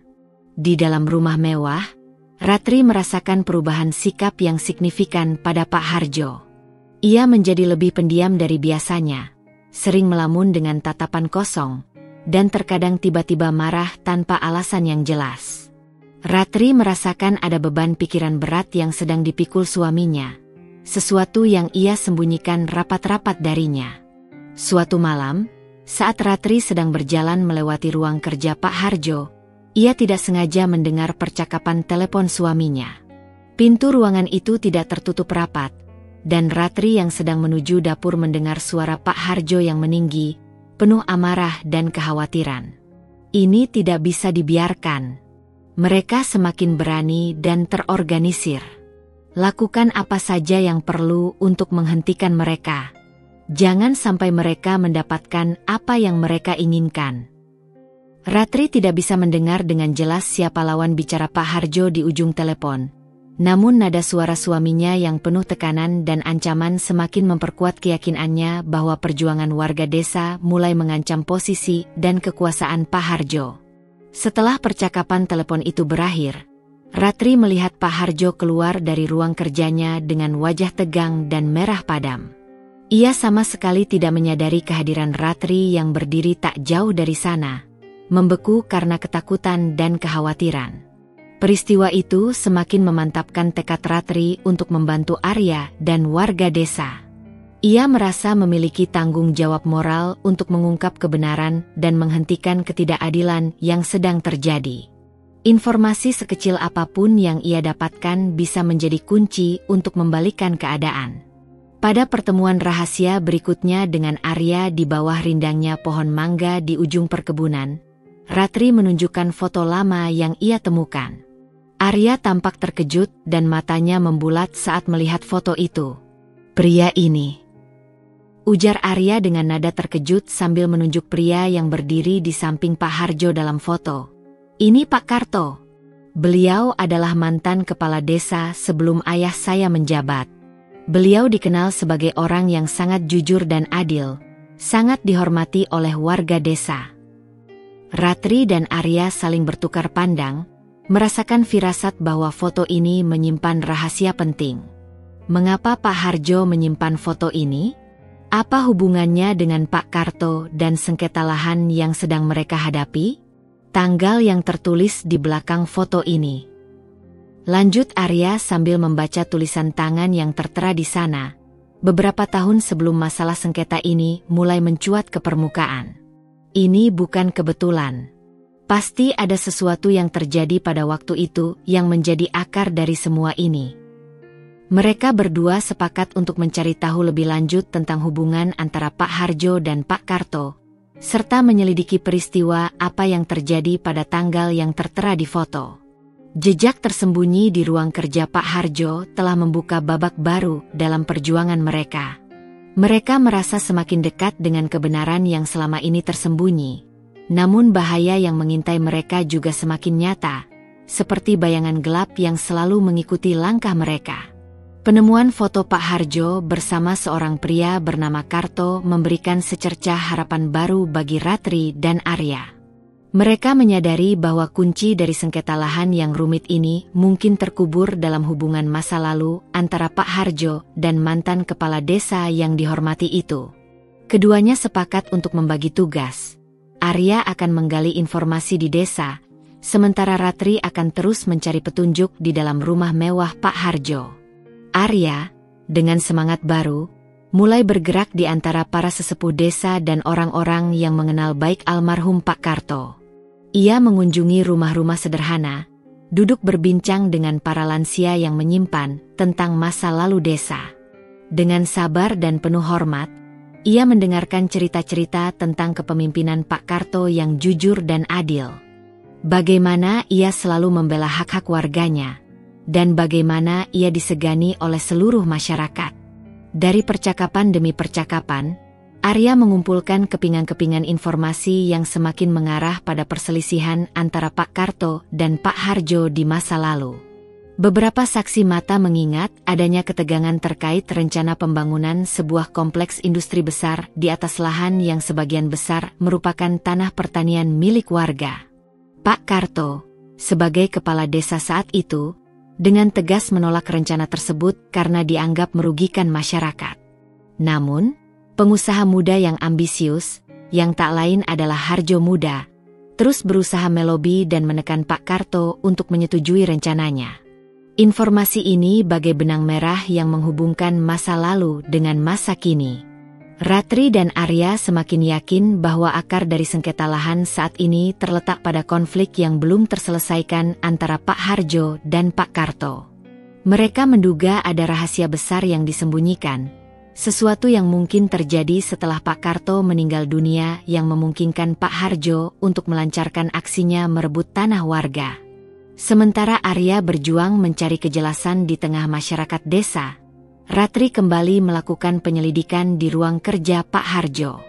Ia merasa terpanggil untuk mengungkap kebenaran yang tersembunyi di balik pintu terkunci itu. Dengan kunci cadangan yang selalu ia sembunyikan dengan hati-hati, ia menyelinap masuk ke ruangan itu setiap kali Pak Harjo tidak ada di rumah. Fokus utamanya kali ini adalah lemari besi kecil yang kokoh. Ia membawa beberapa peralatan sederhana yang ia pinjam dari Pak Jono, salah satu pekerja perkebunan yang diam-diam bersimpati pada perjuangan warga dan merasa iba melihat penderitaan Ratri. Dengan jantung berdebar-debar, Ratri mencoba berbagai cara untuk membuka kunci kombinasi lemari besi itu. Ia mencoba mengingat-ingat angka-angka penting yang mungkin diketahui Pak Harjo, seperti tanggal lahir atau tanggal pernikahan mereka, meskipun pernikahan itu tidak didasari cinta. Namun, semua usahanya sia-sia. Akhirnya, dengan sedikit nekat dan berbekal tutorial sederhana yang ia lihat secara daring, Ratri mencoba mencongkel kunci lemari besi itu menggunakan peniti dan penjepit rambut. Butuh waktu yang cukup lama, dengan keringat dingin membasahi pelipisnya. Namun akhirnya ia mendengar bunyi klik kecil yang menandakan bahwa pintu lemari besi itu terbuka. Dengan tangan gemetar, Ratri membuka pintu lemari besi itu. Di dalamnya, ia menemukan beberapa bundel dokumen yang tampak penting, tersusun rapi di dalam map-map berwarna coklat. Ada surat-surat perjanjian yang sudah usang, peta-peta tanah dengan tanda tangan dan stempel kuno, serta catatan-catatan keuangan yang detail. Di antara semua dokumen itu, ada satu bundel yang terlihat lebih tua dan terpisah dari yang lain. Ratri mengambilnya dengan hati-hati, merasakan beratnya kertas-kertas itu di tangannya. Setelah membacanya dengan seksama, Ratri merasakan kejutan yang luar biasa. Dokumen-dokumen itu ternyata adalah salinan perjanjian kerjasama antara Pak Harjo dan Pak Karto terkait proyek pembangunan di masa lalu. Namun, ada satu pasal yang ditandai dengan tinta merah dan garis bawah tebal yang sangat mencurigakan. Pasal itu menyebutkan tentang pengalihan hak atas sebagian besar lahan pertanian milik warga kepada perusahaan Pak Harjo dengan harga yang jauh di bawah pasaran dan tanpa persetujuan resmi dari para pemilik tanah yang sah. Ratri juga menemukan beberapa lembar surat yang tampak seperti surat keberatan dari Pak Karto kepada Pak Harjo terkait pasal kontroversial tersebut. Dalam surat-surat yang ditulis dengan nada tegas dan penuh kekecewaan itu, Pak Karto dengan jelas menolak untuk menandatangani perjanjian yang dianggapnya sangat merugikan warganya dan melanggar prinsip keadilan yang selama ini ia junjung tinggi. Namun, tidak ada catatan lebih lanjut yang menjelaskan bagaimana akhir dari perselisihan tersebut. Penemuan ini bagai kepingan terakhir dari puzzle yang selama ini hilang. Ratri menduga kuat bahwa perselisihan sengit antara Pak Harjo dan Pak Karto terkait perjanjian licik inilah yang menjadi akar dari masalah sengketa lahan yang terjadi saat ini. Mungkin saja, setelah Pak Karto meninggal dunia secara mendadak beberapa waktu kemudian, Pak Harjo memanfaatkan kesempatan tersebut untuk melancarkan aksinya, menggunakan perjanjian yang belum disahkan itu sebagai dasar untuk mengklaim tanah warga. Ratri segera menghubungi Arya dan memberitahukan penemuan penting ini. Mereka berdua merasakan keyakinan yang semakin kuat bahwa kebenaran akan segera terungkap. Dokumen-dokumen ini bisa menjadi bukti yang tak terbantahkan di tangan warga desa untuk melawan kesewenang-wenangan Pak Harjo. Namun, kesadaran akan risiko yang mereka hadapi juga semakin meningkat. Jika Pak Harjo sampai mengetahui bahwa Ratri telah menemukan dan membaca dokumen-dokumen rahasia ini, kemarahannya pasti akan tak terkendali. Ia mungkin akan melakukan segala cara untuk merebutnya kembali, bahkan mungkin membahayakan keselamatan Ratri dan semua orang yang terlibat dalam upaya mengungkap kebenaran ini. Ratri dan Arya sepakat untuk bertindak dengan sangat hati-hati. Mereka membuat salinan digital dan fisik dari semua dokumen penting yang ditemukan dan menyimpannya di tempat yang aman dan terpisah. Mereka juga berencana untuk segera melibatkan beberapa tokoh masyarakat yang sangat terpercaya dan memiliki pemahaman hukum untuk membahas langkah selanjutnya yang harus mereka ambil. Sementara itu, di rumah mewah, Pak Harjo semakin menunjukkan perubahan sikap yang mengkhawatirkan. Ia seringkali terlihat gelisah, mudah tersinggung, dan sering melamun dengan tatapan kosong. Ia juga mulai memperketat pengawasan di sekitar rumah dan perkebunan, memasang lebih banyak kamera pengawas dan mempekerjakan lebih banyak satpam. Ratri merasakan aura ketakutan dan kecemasan yang terpancar dari suaminya, seolah ia sedang menyembunyikan rahasia besar dan takut kebohongannya akan terbongkar. Suatu malam, saat Ratri sedang mempelajari salinan dokumen-dokumen yang ia temukan di kamarnya, Pak Harjo tiba-tiba masuk dengan langkah tergesa-gesa dan wajah tegang. "Apa yang sedang kamu sembunyikan?" tanyanya dengan nada curiga, matanya meneliti setiap sudut kamar dengan tajam. Ratri dengan cepat menyembunyikan dokumen-dokumen itu di bawah selimut. "Tidak ada apa-apa, Pak," jawabnya gugup, berusaha mempertahankan ketenangan meskipun jantungnya berdebar kencang.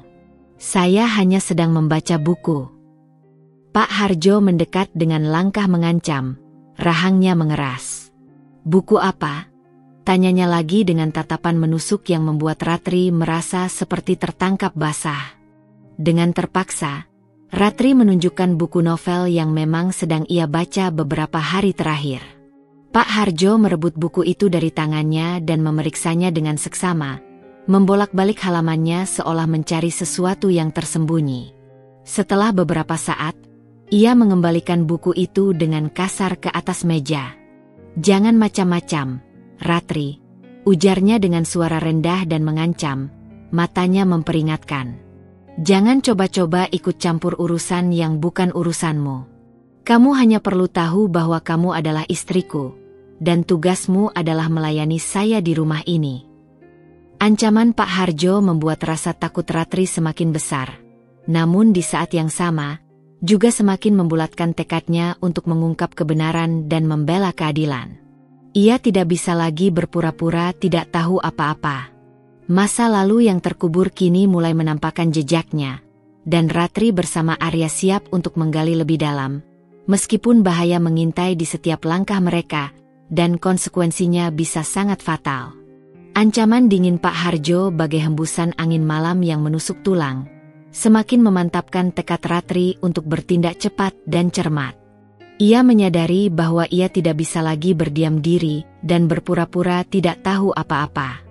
Bahaya tidak hanya mengintai warga desa, tetapi juga dirinya sendiri. Bersama Arya dan beberapa tokoh masyarakat yang memiliki integritas tinggi, mereka sepakat untuk menyusun rencana yang matang untuk mengungkap kebenaran dan melawan kesewenang-wenangan Pak Harjo yang semakin merajalela. Pertemuan rahasia itu diadakan di sebuah gubuk reyot yang terletak di tengah perkebunan karet yang sunyi, jauh dari hiruk-pikuk perkebunan kelapa sawit dan mata-mata yang mungkin mengawasi. Selain Ratri dan Arya, hadir pula Pak Hasan, seorang mantan guru sekolah dasar yang disegani karena kebijaksanaannya dan memiliki pemahaman dasar tentang hukum, serta beberapa perwakilan warga yang menjadi korban langsung dari sengketa lahan. Wajah mereka menyimpan jejak keputusasaan namun juga harapan yang membara.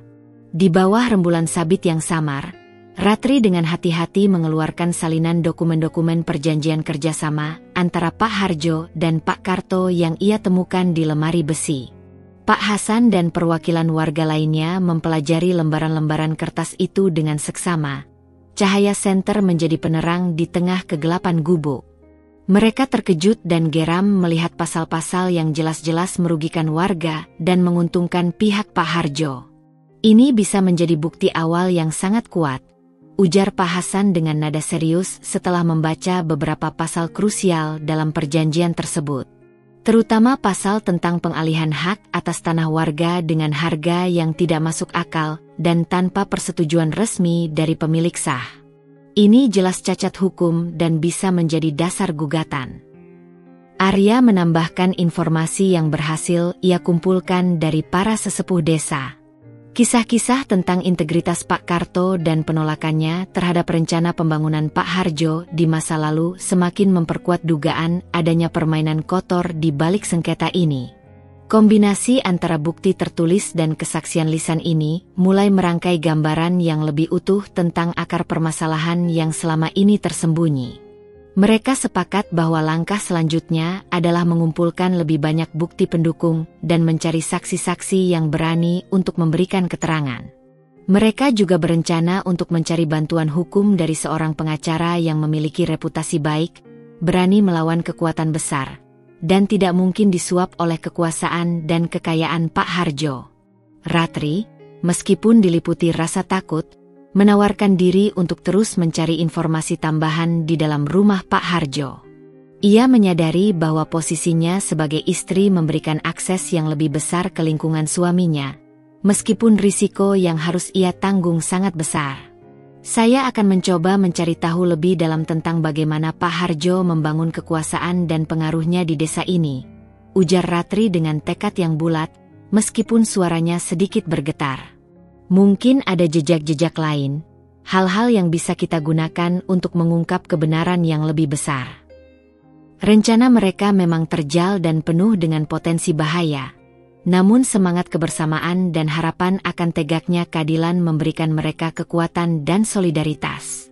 Mereka tahu bahwa melawan seorang pengusaha kaya dan berkuasa seperti Pak Harjo bukanlah perjuangan yang mudah, namun mereka tidak akan menyerah begitu saja. Mereka bertekad untuk berjuang sampai titik darah penghabisan demi hak dan martabat warga desa. Sementara mereka merancang strategi, Pak Harjo di rumah mewah itu semakin menunjukkan perubahan sikap yang mengkhawatirkan. Ia menjadi lebih tertutup, jarang berbicara dengan Ratri, dan seringkali terlihat murung dan gelisah. Ia juga sering menerima panggilan telepon misterius yang membuatnya tegang dan marah setelahnya. Ratri merasakan aura kegelapan dan rahasia yang semakin pekat menyelimuti suaminya, dan ia khawatir hal itu akan menjadi ancaman besar bagi perjuangan mereka. Suatu malam yang sunyi, Ratri secara tidak sengaja melihat Pak Harjo bertemu dengan beberapa pria asing berbadan tegap di ruang kerjanya. Mereka berbicara dengan suara pelan namun penuh intonasi ancaman dan intimidasi. Ratri tidak bisa mendengar dengan jelas isi percakapan mereka, namun ia merasakan aura kekerasan dan kekuasaan yang kuat terpancar dari pertemuan itu. Firasat buruk menyelimuti hatinya. Keesokan harinya, kabar buruk mulai beredar di desa. Beberapa warga yang aktif dalam gerakan perlawanan menerima ancaman yang lebih serius, bahkan ada salah satu rumah tokoh masyarakat yang dilempari batu pada tengah malam, menciptakan ketakutan dan keresahan di antara warga. Meskipun demikian, semangat perlawanan mereka tidak padam, justru semakin berkobar karena merasa terintimidasi. Ratri merasa semakin bersalah dan bertanggung jawab atas situasi yang dihadapi warga. Ia tahu bahwa informasi yang ia berikan telah memicu pergerakan ini, dan kini mereka menghadapi risiko yang lebih besar. Ia merasa harus melakukan sesuatu yang lebih konkret dan berani untuk membantu mereka keluar dari situasi sulit ini. Dalam kegelisahannya, pikiran Ratri kembali tertuju pada lemari besi di ruang kerja Pak Harjo. Ia memiliki firasat kuat bahwa masih ada rahasia lain yang tersimpan di sana, sesuatu yang lebih gelap dan lebih berbahaya. Ia bertekad untuk mencoba membukanya sekali lagi, kali ini dengan lebih hati-hati dan menggunakan pengetahuannya tentang mekanisme kunci yang ia pelajari saat berhasil membukanya pertama kali. Dengan keberanian yang dipaksakan dan jantung berdebar kencang, Ratri kembali menyelinap ke ruang kerja Pak Harjo saat suaminya sedang keluar rumah untuk urusan yang tidak jelas. Ia membawa beberapa alat yang lebih lengkap dan mencoba membuka kembali lemari besi itu dengan penuh konsentrasi. Setelah beberapa kali mencoba dan memutar kombinasi angka dengan sabar, ia kembali mendengar bunyi klik lembut yang membangkitkan harapan dan rasa kemenangan kecil. Di dalam lemari besi, tersembunyi di balik tumpukan dokumen-dokumen lama yang berdebu, Ratri menemukan sebuah amplop coklat tebal yang tidak bertanda. Dengan rasa penasaran yang memuncak dan firasat yang tidak enak, ia membukanya dengan tangan gemetar. Di dalamnya, ia menemukan beberapa lembar foto Polaroid yang tampak buram dan sebuah surat tulisan tangan yang dilipat rapi. Foto-foto itu menampilkan Pak Harjo bersama beberapa pejabat daerah dan tokoh-tokoh penting lainnya dalam berbagai acara dan pertemuan yang tampak tidak resmi dan mencurigakan. Namun, ada satu foto yang membuat mata Ratri membelalak dan jantungnya mencelos.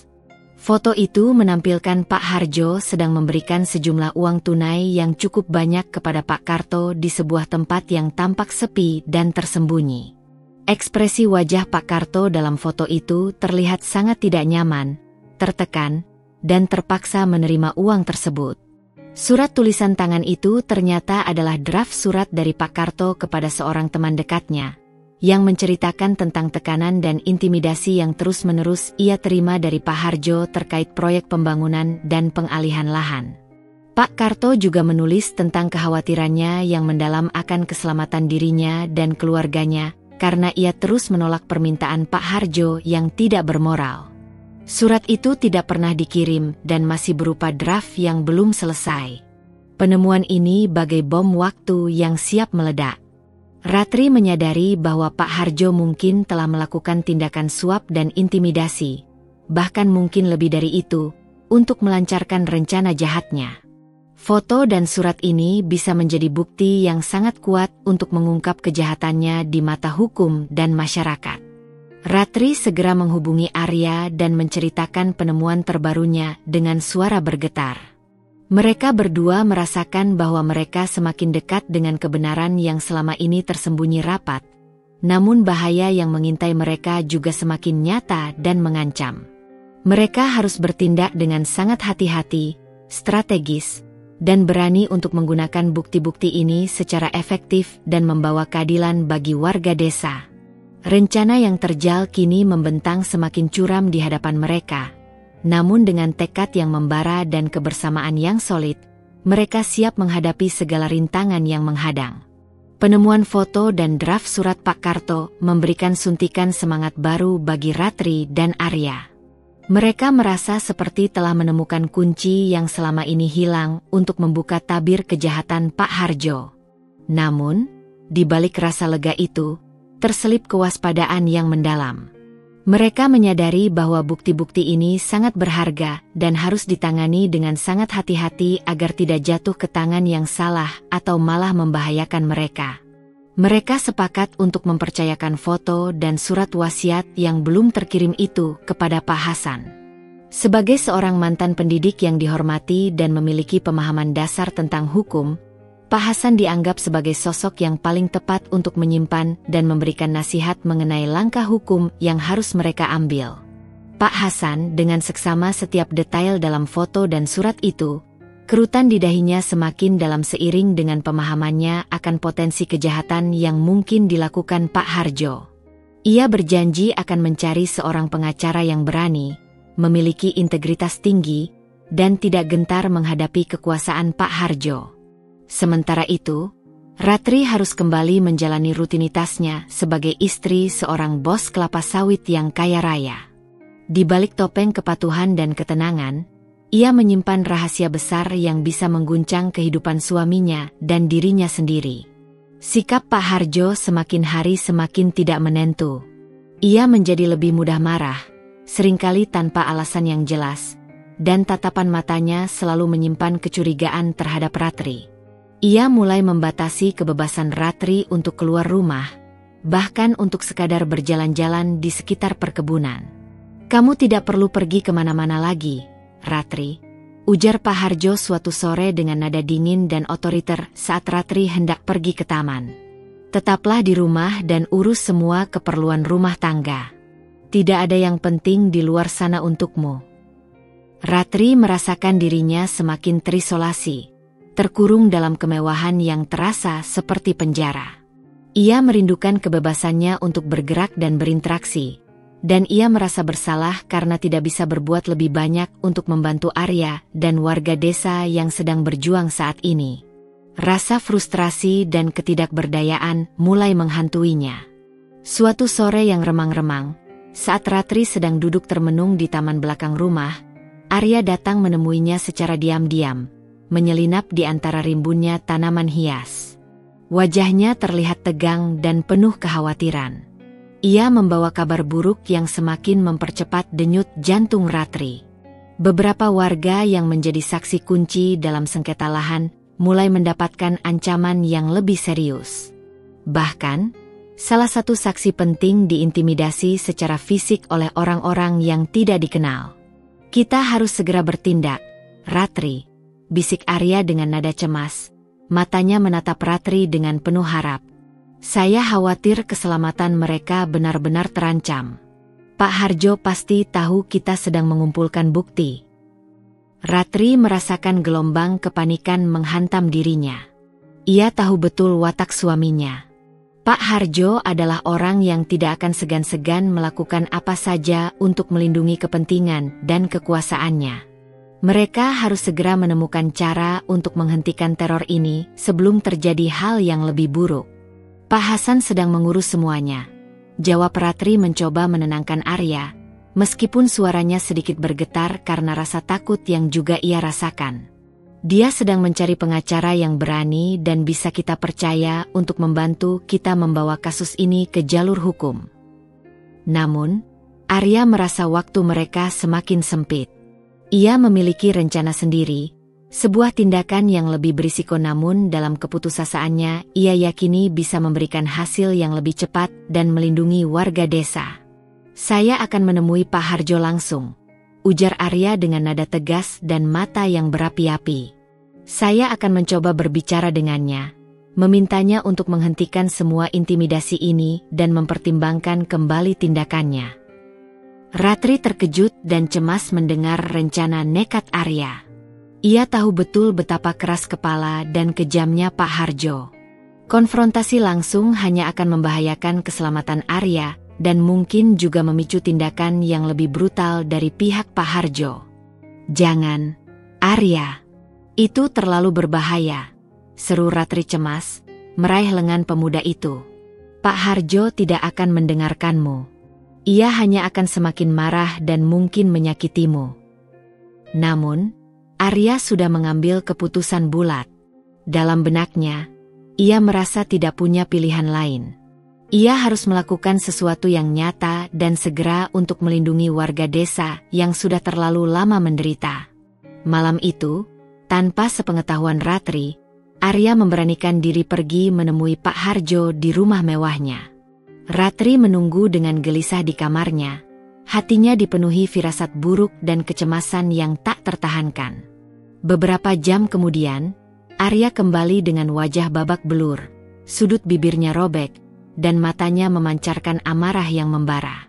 Dia tidak mau mendengarkan satu kata pun, ujar Arya dengan suara parau dan penuh luka. Dia bahkan mengancam saya dan keluarga saya. Dia bilang, kalau saya tidak berhenti ikut campur, saya akan menyesal seumur hidup. Ratri merasa hancur dan bersalah melihat kondisi Arya. Ia merasa dialah yang bertanggung jawab karena telah melibatkan pemuda itu dalam masalah yang begitu berbahaya ini. Konfrontasi langsung dengan Pak Harjo ternyata tidak membuahkan hasil positif. Justru semakin memperburuk situasi dan meningkatkan risiko bagi semua orang yang terlibat. Keesokan harinya, Ratri melihat Pak Harjo keluar rumah dengan wajah dingin dan tatapan mata yang tajam dan penuh perhitungan. Ada aura gelap yang mengelilinginya, seolah ia sedang merencanakan sesuatu yang buruk dan mengerikan. Firasat Ratri semakin kuat bahwa ia harus bertindak sebelum terlambat. Tanpa berpikir panjang dan didorong oleh rasa tanggung jawab serta kemarahan yang memuncak, Ratri memutuskan untuk menghadapi Pak Harjo secara langsung.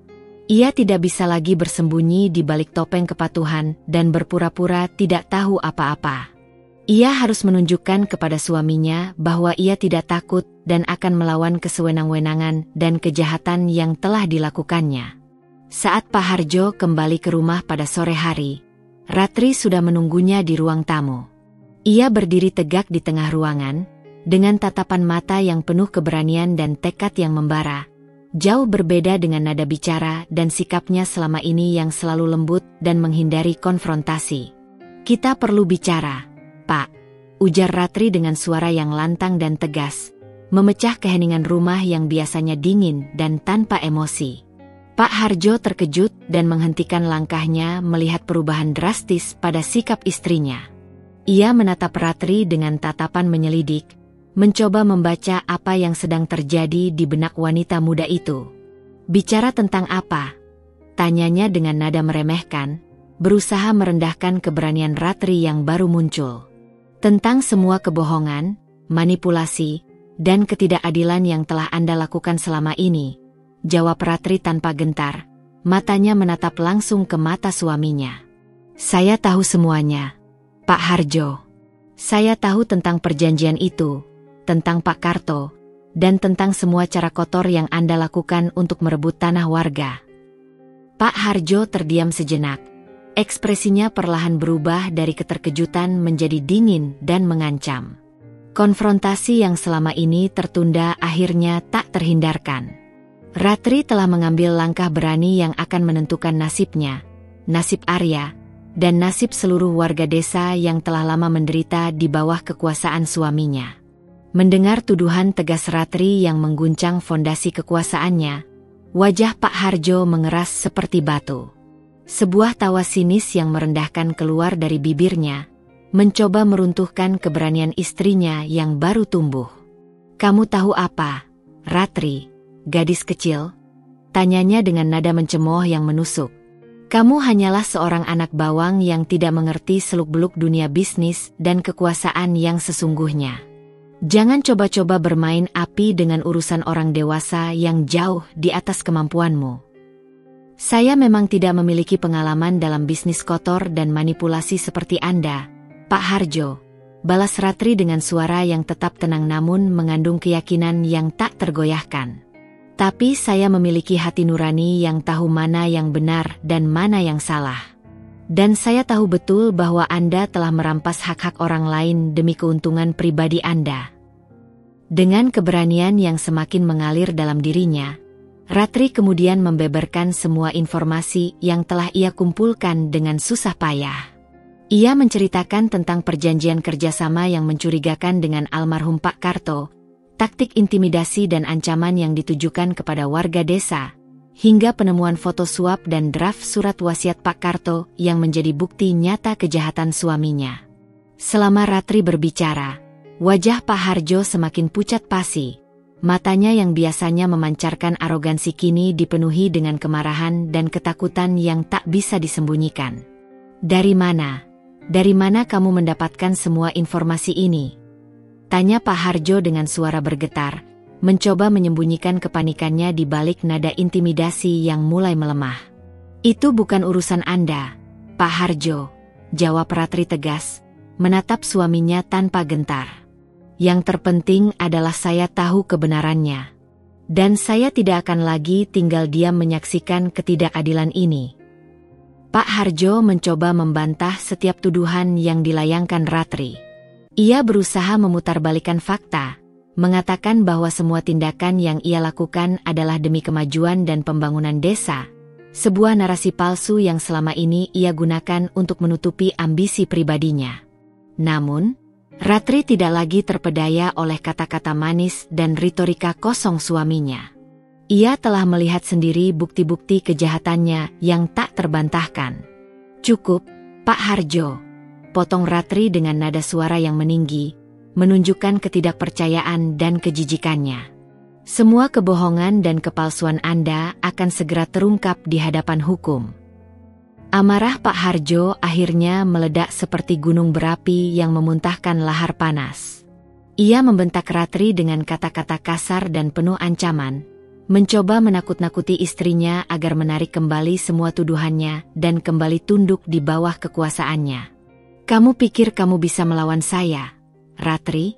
Bentaknya, urat-urat lehernya menegang. Saya bisa melakukan apa saja di desa ini. Kamu dan ibumu akan menyesal seumur hidup karena telah berani menentang saya dan mengusik ketenangan saya. Namun, ancaman Pak Harjo yang biasanya membuat Ratri gemetar ketakutan kini tidak lagi mempan. Keberanian dan tekadnya untuk membela kebenaran telah mengalahkan rasa takutnya. Ia telah mengambil keputusan yang tidak bisa diubah dan siap menghadapi segala konsekuensinya.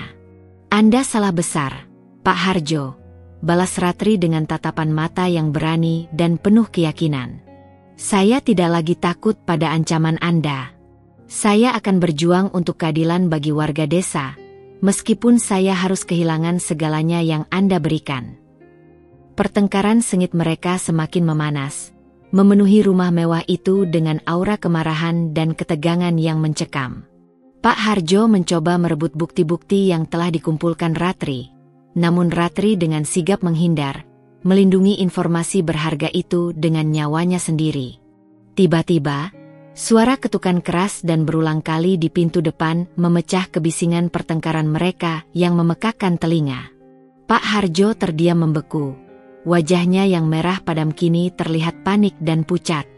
Ratri juga terkejut dengan kedatangan tiba-tiba itu. Namun jauh di dalam hatinya, ia merasakan secercah harapan bahwa keadilan akan segera datang. Salah satu pembantu rumah tangga dengan wajah ketakutan membuka pintu. Beberapa orang polisi berpakaian seragam lengkap masuk ke dalam rumah dengan langkah tegap dan wajah serius. Di belakang mereka, tampak sosok Pak Hasan yang berdiri tegak dan seorang pengacara yang tidak dikenal Ratri namun auranya memancarkan keyakinan dan profesionalisme. Kami dari kepolisian, ujar salah satu polisi berpangkat inspektur dengan nada tegas dan berwibawa.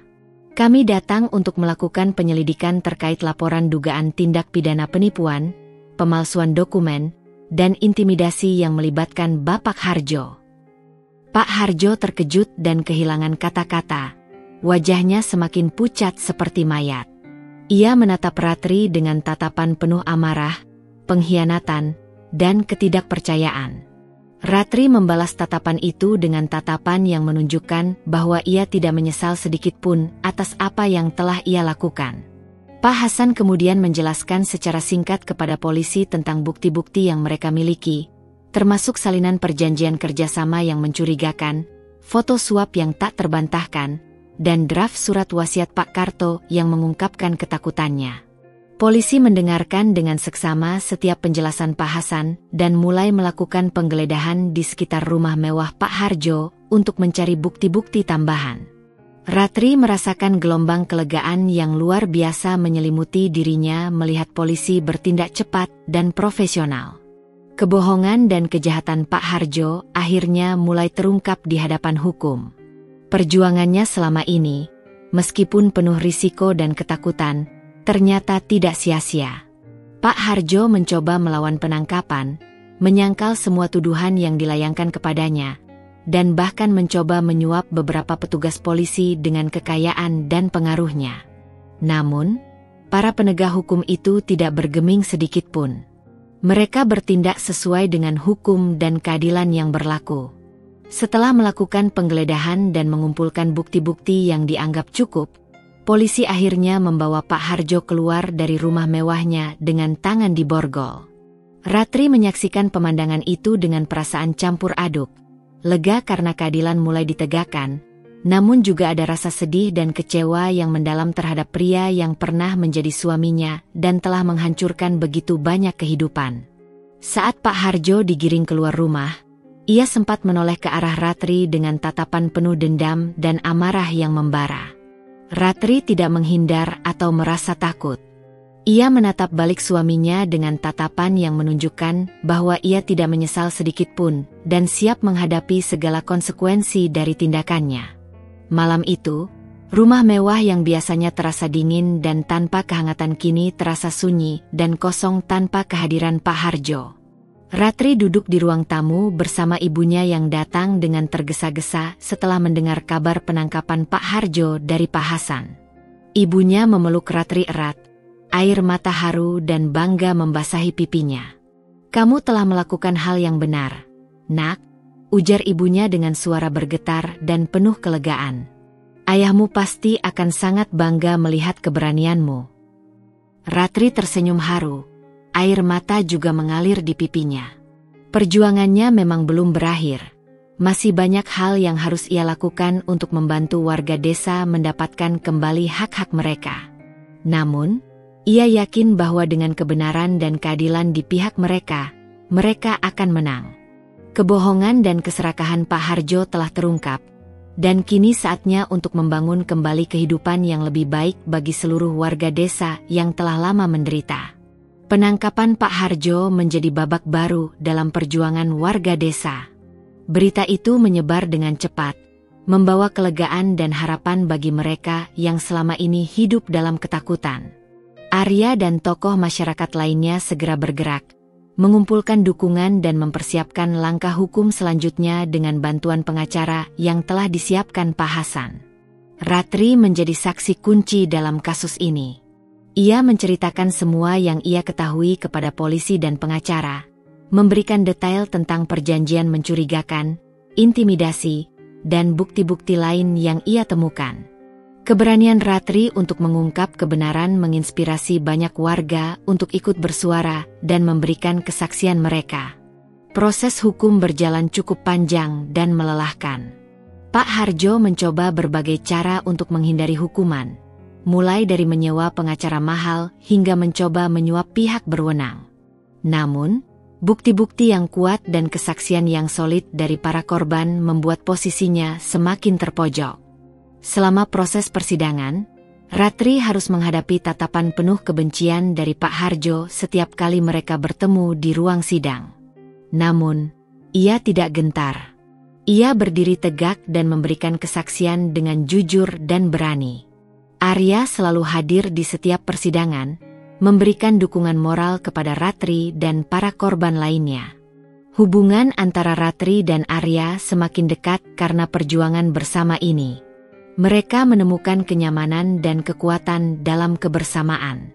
Setelah melalui serangkaian persidangan yang menegangkan, akhirnya pengadilan memutuskan bahwa Pak Harjo terbukti bersalah atas berbagai tindak pidana, termasuk penipuan, pemalsuan dokumen, dan intimidasi. Ia dijatuhi hukuman penjara yang cukup lama dan aset-asetnya disita untuk mengganti kerugian para korban. Keputusan pengadilan disambut dengan sukacita oleh warga desa. Keadilan akhirnya berpihak pada mereka. Tanah yang selama ini dirampas secara tidak sah akhirnya dikembalikan kepada pemiliknya yang sah. Ratri merasa lega dan bahagia melihat keadilan ditegakkan. Perjuangannya selama ini tidak sia-sia. Ia telah berhasil membebaskan dirinya dari pernikahan yang tidak bahagia dan membantu warga desa mendapatkan kembali hak-hak mereka. Setelah kasus Pak Harjo selesai, Ratri memutuskan untuk meninggalkan rumah mewah itu. Ia tidak ingin lagi tinggal di tempat yang penuh dengan kenangan buruk. Ia kembali ke rumah sederhananya bersama ibunya, memulai hidup baru dengan hati yang lebih ringan. Hubungan Ratri dengan Arya semakin berkembang menjadi sesuatu yang lebih dari sekadar teman seperjuangan. Mereka saling mencintai dan mendukung. Arya selalu ada di sisi Ratri, memberikan kekuatan dan kebahagiaan. Beberapa waktu kemudian, Ratri dan Arya menikah dalam sebuah upacara sederhana namun penuh kehangatan. Mereka memulai hidup baru bersama di desa itu, membangun masa depan yang lebih baik dengan cinta dan keadilan sebagai landasannya. Ratri kembali mengajar di sekolah dasar, mengabdikan dirinya untuk mendidik anak-anak desa. Arya kembali mengelola lahan pertanian keluarganya, mengembangkan usaha pertanian yang adil dan berkelanjutan. Desa itu perlahan bangkit kembali setelah terlepas dari cengkeraman kekuasaan Pak Harjo. Warga kembali hidup rukun dan damai, membangun kembali komunitas mereka dengan semangat kebersamaan. Ratri menyadari bahwa keputusannya untuk menikahi Pak Harjo, meskipun awalnya terasa pahit dan penuh pengorbanan, ternyata membawanya pada jalan untuk menemukan kebenaran, keadilan, dan cinta sejati. Ia tidak menyesali masa lalunya karena masa lalu itulah yang telah membentuknya menjadi wanita yang kuat dan berani. Cahaya keadilan akhirnya bersinar terang di desa itu, menerangi jalan menuju masa depan yang lebih baik.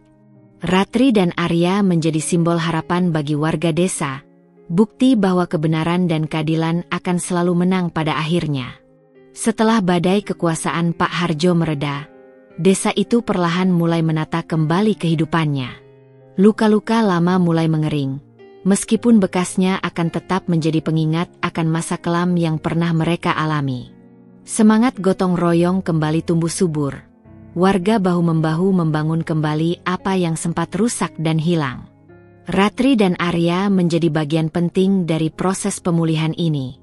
Ratri, dengan ketulusan hatinya, kembali mengabdikan diri sebagai guru di sekolah dasar. Ia mengajar dengan penuh semangat, menanamkan nilai-nilai kejujuran, keadilan, dan keberanian kepada generasi muda. Ia ingin anak-anak didiknya tumbuh menjadi individu yang memiliki integritas dan tidak takut untuk membela kebenaran. Arya, dengan keuletannya, kembali mengelola lahan pertanian keluarganya. Ia tidak hanya fokus pada hasil panen, tetapi juga menerapkan praktik pertanian yang berkelanjutan dan adil bagi para pekerja. Ia ingin menunjukkan bahwa kemajuan tidak harus dicapai dengan merugikan orang lain. Rumah sederhana Ratri kembali dipenuhi dengan tawa dan kehangatan, terutama setelah ia dan Arya menikah. Pernikahan mereka menjadi simbol kemenangan cinta dan keadilan.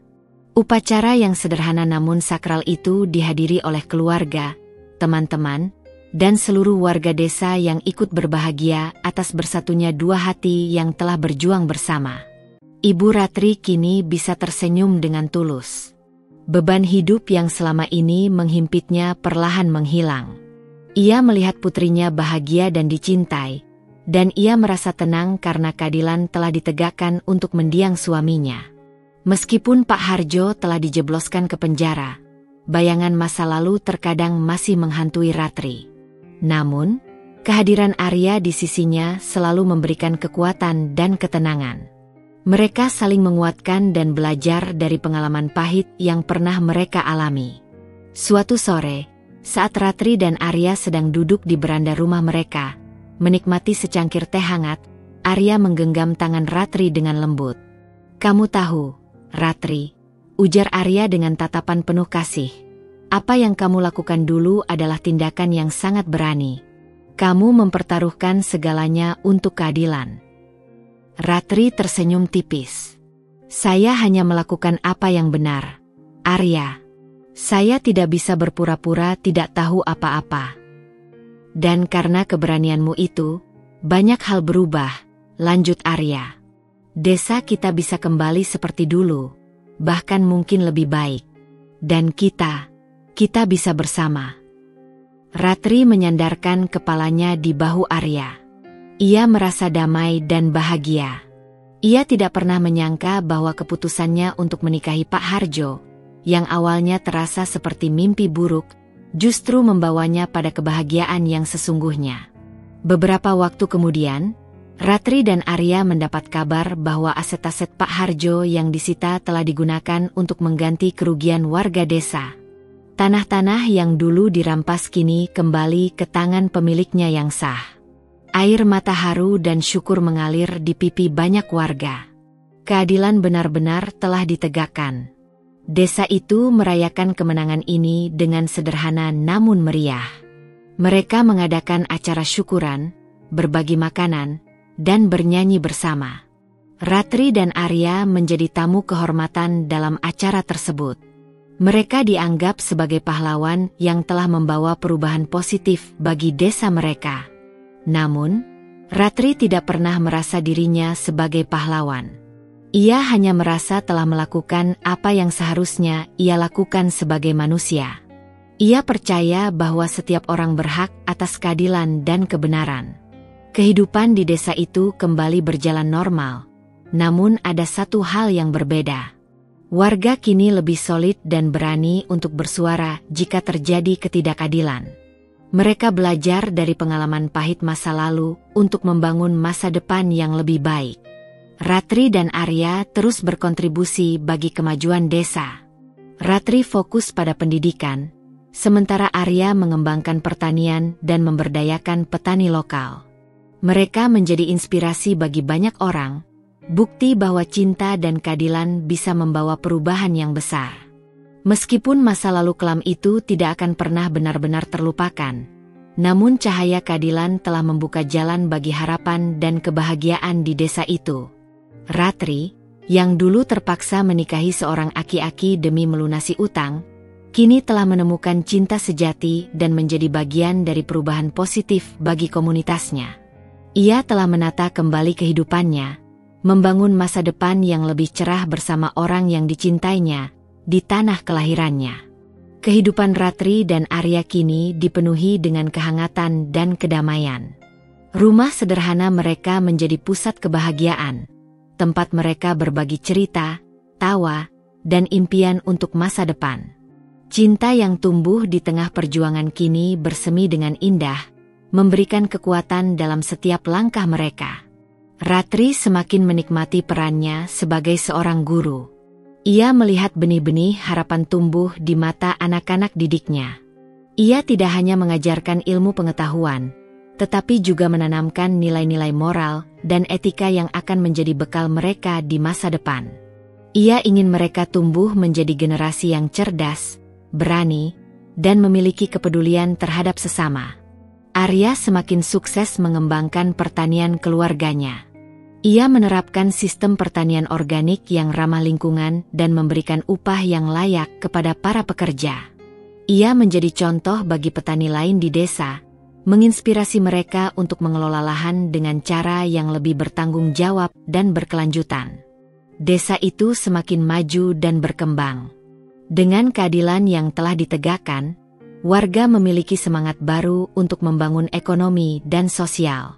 Mereka membentuk koperasi, mengembangkan usaha kecil, dan meningkatkan kualitas pendidikan. Rasa saling percaya dan gotong royong semakin kuat. Ratri dan Arya aktif dalam kegiatan komunitas. Mereka menjadi penggerak perubahan positif, memberikan ide-ide kreatif dan memotivasi warga untuk berpartisipasi dalam pembangunan desa. Mereka menjadi teladan bagi pasangan muda lainnya, menunjukkan bahwa cinta sejati bisa berjalan beriringan dengan perjuangan untuk kebaikan bersama. Suatu hari, Ratri merasakan ada perubahan dalam dirinya. Ia merasa lebih mudah lelah dan sering mual di pagi hari. Setelah memeriksakan diri ke dokter, ia mendapatkan kabar bahagia. Ia mengandung anak Arya. Kabar kehamilan Ratri membawa sukacita yang luar biasa bagi keluarga dan seluruh warga desa. Mereka menantikan kehadiran anggota keluarga baru yang akan semakin mempererat ikatan persaudaraan di antara mereka. Ibu Ratri tidak bisa menyembunyikan air mata harunya.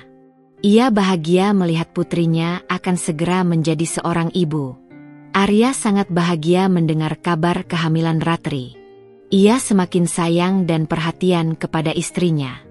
Ia berjanji akan menjadi suami dan ayah yang baik. Mereka berdua mulai mempersiapkan kedatangan buah hati mereka dengan penuh cinta dan antusiasme. Selama masa kehamilan, Ratri tetap aktif mengajar meskipun harus mengurangi jam kerjanya. Ia senang berbagi pengalamannya dengan para ibu hamil lainnya di desa. Arya selalu setia mendampingi Ratri dalam setiap pemeriksaan ke dokter, dan selalu memastikan istrinya dalam keadaan sehat dan bahagia. Waktu berlalu dengan cepat. Kandungan Ratri semakin membesar. Seluruh desa ikut menantikan kelahiran bayi mereka. Mereka mengadakan acara doa bersama untuk keselamatan Ratri dan bayinya. Akhirnya, tibalah saat yang dinanti-nantikan. Ratri melahirkan seorang bayi laki-laki yang sehat dan tampan. Tangisan pertama sang bayi disambut dengan air mata bahagia dan ucapan syukur dari Ratri, Arya, dan seluruh keluarga. Kelahiran putra mereka semakin melengkapi kebahagiaan Ratri dan Arya. Mereka menamai putra mereka dengan nama yang memiliki arti harapan dan keadilan. Anak itu tumbuh menjadi sumber cinta dan inspirasi bagi mereka. Ratri dan Arya mendidik putra mereka dengan nilai-nilai yang mereka yakini: kejujuran, keadilan, keberanian, dan kasih sayang.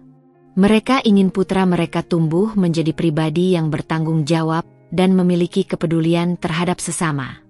Kehidupan Ratri kini terasa sempurna.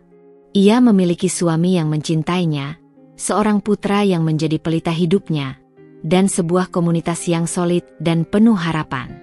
Ia tidak lagi menyesali masa lalunya yang pahit, karena masa lalu itulah yang telah menuntunnya pada kebahagiaan yang sesungguhnya. Benih harapan yang dulu hampir padam kini telah tumbuh subur di tanah kelahirannya. Ratri, yang dulu hanya seorang gadis desa yang terpaksa menikahi seorang aki-aki, kini telah menjadi simbol kekuatan, keadilan, dan cinta sejati bagi seluruh desanya. Ia telah menemukan kebahagiaannya bukan dari kekayaan, melainkan dari ketulusan hati dan perjuangan untuk kebaikan bersama. Waktu terus bergulir, membawa perubahan dan kemajuan bagi desa yang dulunya terbelenggu oleh kekuasaan Pak Harjo. Putra Ratri dan Arya tumbuh menjadi anak yang cerdas, periang, dan memiliki hati yang mulia, mewarisi nilai-nilai luhur dari kedua orang tuanya. Ratri dan Arya tidak hanya fokus pada kebahagiaan keluarga mereka sendiri, tetapi juga terus aktif berkontribusi bagi kemajuan desa.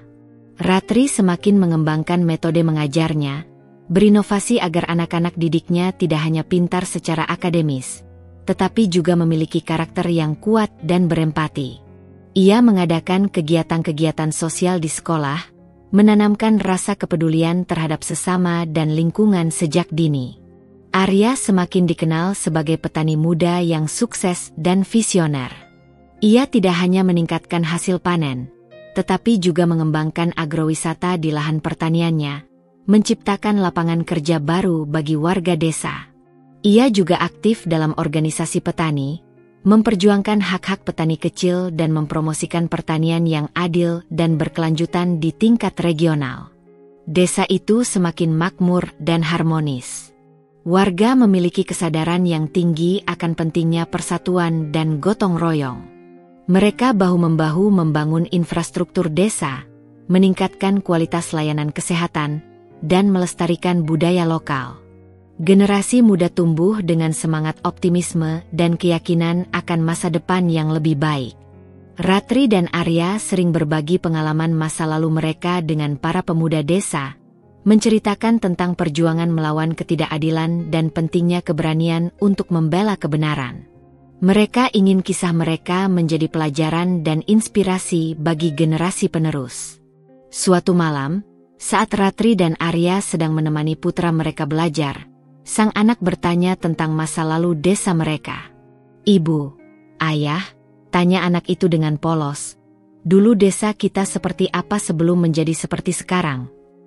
Ratri dan Arya saling bertukar pandang, kemudian dengan penuh kasih mereka menceritakan tentang masa-masa sulit di bawah kekuasaan Pak Harjo, tentang ketakutan dan keputusasaan yang pernah melanda desa.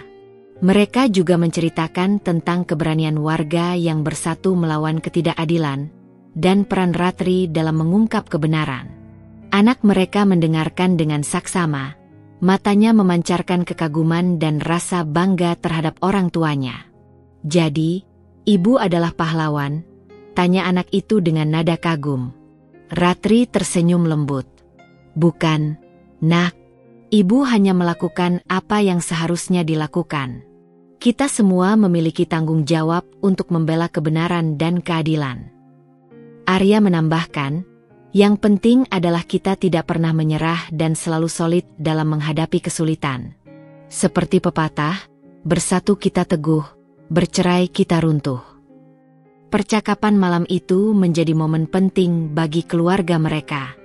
Ratri dan Arya menyadari bahwa warisan terbesar yang bisa mereka berikan kepada putra mereka dan generasi mendatang bukanlah kekayaan materi, melainkan warisan nilai-nilai luhur tentang keberanian, keadilan, dan kasih sayang.